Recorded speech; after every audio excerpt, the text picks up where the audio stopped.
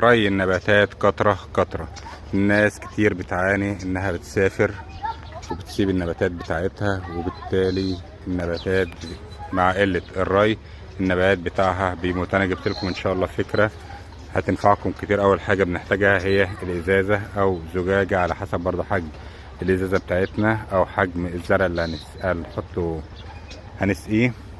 والجهاز ده بنجيبه من اي صيدلية بتاع المحلول. وطبعا النبات بتاعتنا ده نبات الاناناس اهو، نفتح الجهاز حسب ما احنا عايزين نروي زي ما انتم شايفين كده اهو.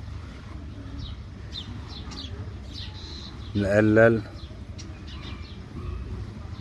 حجم الري او نزوده حسب ما احنا محتاجين، وبكده نكون عملنا نقدر نروي النبات بتاعنا ونسيب التربة رطبة طول فترة سفرنا. اتمنى تكونوا استفدتم، وان شاء الله نفيد بعض اول باول. تابعونا.